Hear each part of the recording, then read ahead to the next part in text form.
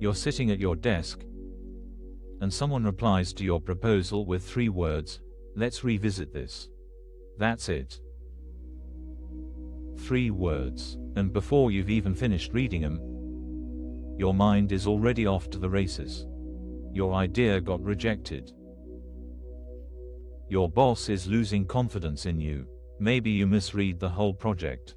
By the time you stand up to grab coffee, you're tense, defensive, mentally rehearsing arguments for a fight that hasn't happened and probably won't.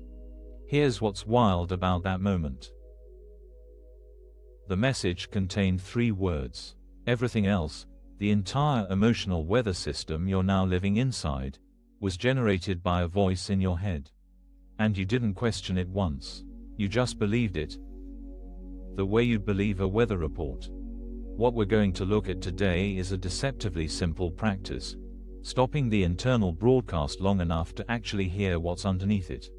Most of us spend every waking hour reacting to the noise our own minds produce, the planning, the replaying, the worrying, the predicting, and we never notice there might be something quieter, steadier, and frankly more useful sitting just beneath all of it. The practice isn't about emptying your mind. It's about turning the volume down enough to access something you've been drowning out your whole life.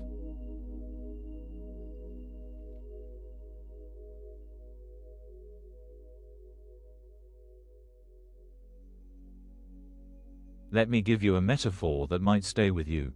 Imagine your mind is a radio. The volume is maxed out. Every station is playing at once: talk radio, static, weather alerts, old songs you didn't choose, commercials you've heard 1,000 times.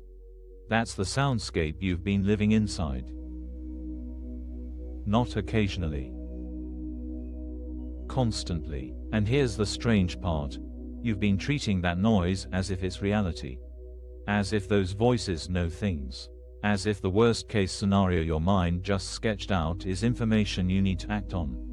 As if the running commentary about how you're doing, what people think of you, what's about to go wrong, as if all of that is news. It isn't news. It's static. It's reruns. It's a station that's been broadcasting since you were about 7 years old, and you've never once asked whether the signal is even real. Notice how exhausting that is.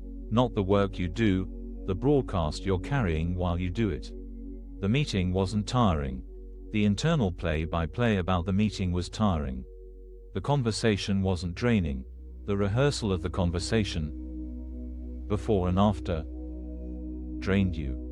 Most of what we call a hard day is actually the cost of running that radio at full volume from the moment our eyes open.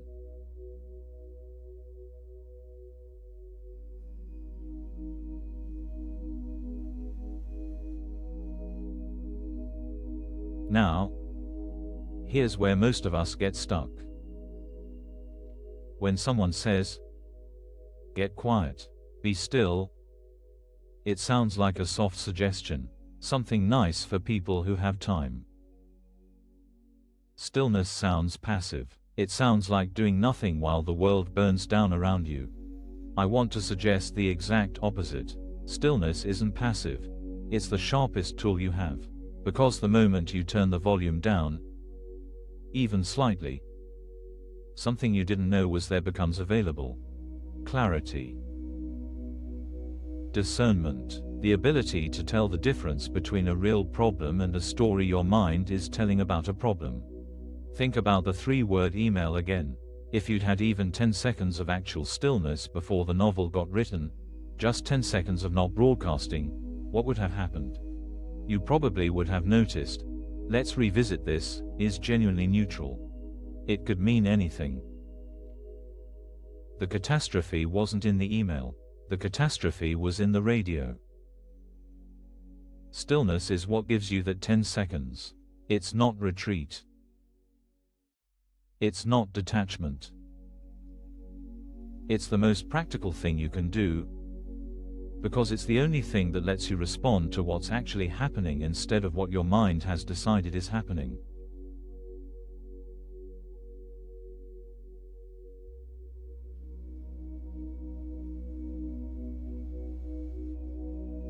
There's a phrase worth holding onto: the gap between stimulus and story. Something happens, a comment, a glance, a silence, a notification, that's the stimulus. Then your mind builds a story about what it means, almost instantly, almost invisibly. The gap is where you live, even though most of us never visit. It's tiny. Half a second, sometimes less. But when you start noticing it, when you start pausing inside it before the story gets written, something shifts that's hard to describe until you feel it. The shift is from reactive to receptive, from defending against your own thoughts to actually being able to hear what's underneath them. People who practice this consistently start saying things like, "I feel less like a victim of my own mind. I feel like I get to choose which voice I tune into." And that's the real promise.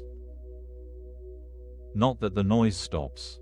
The radio doesn't get unplugged. But you find the dial. You realize there was always a dial.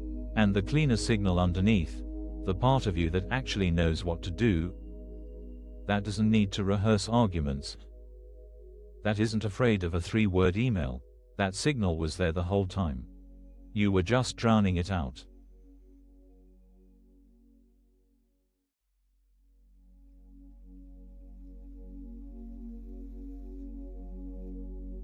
So what does this look like on a Tuesday? Because none of this matters if it doesn't survive contact with a normal week. It looks like this, somewhere in your day, ideally a few times. You stop. Not for an hour. Not for a retreat. For 5 minutes, you sit. You close your eyes if you can, and you simply stop adding to the broadcast. You don't try to silence it.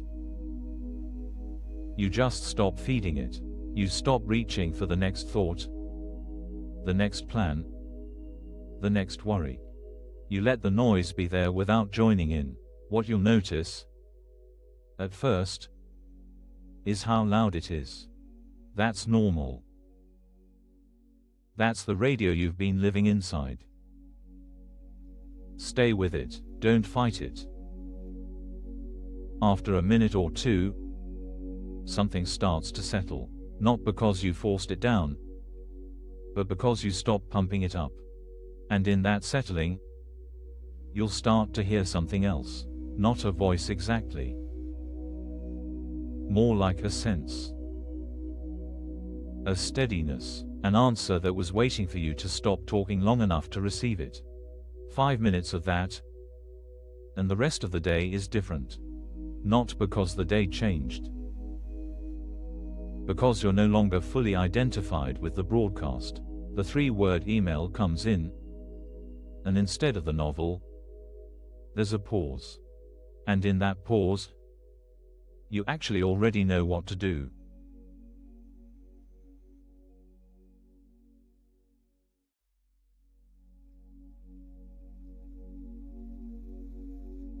Here's where this lands.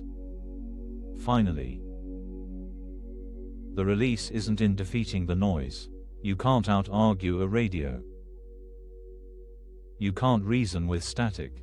The release is in noticing that you don't have to fight it at all. You just have to stop confusing it with truth.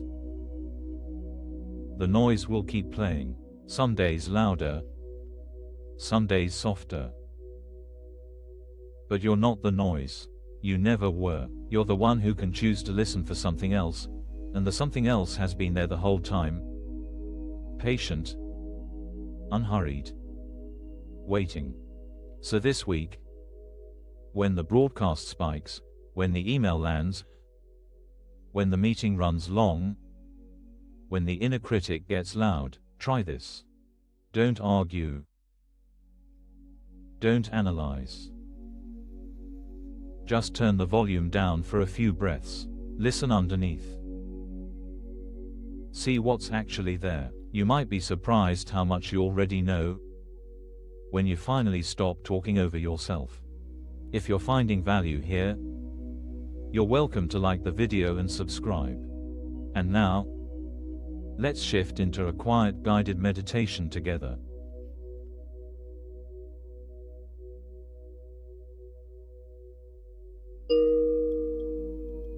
Let's take a few minutes together. Find a way to sit that lets your body soften. Shoulders down. Jaw loose. Hands resting wherever they want to rest. Let your eyes close, if that feels okay. Don't try to quiet your mind. The noise is welcome here. Just stop adding to it. Notice your breath. Not changing it. Just noticing. In and out. Feel where you're sitting. Feel the weight of you, held by the chair, the floor, the earth beneath all of it. Now, gently, picture the radio. The one that's been playing all day, every station at once. You don't have to turn it off. You couldn't, even if you tried. Just find the dial and turn it down a little. Then a little more. Notice that the noise gets quieter when you stop reaching for it. When you stop joining in. Underneath the static, there's something else. Steadier. Slower. Older than the broadcast. You don't have to find it. You don't have to do anything to deserve it. It's already here. Breathe with it for a moment. Notice how the body responds when the volume drops.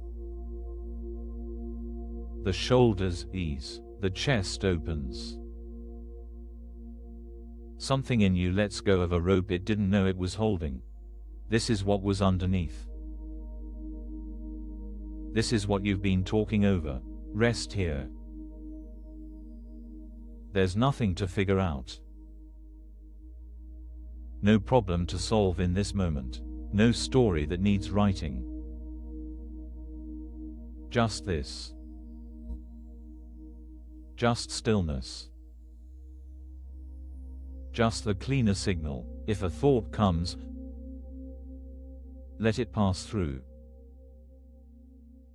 You don't have to follow it. You don't have to argue with it.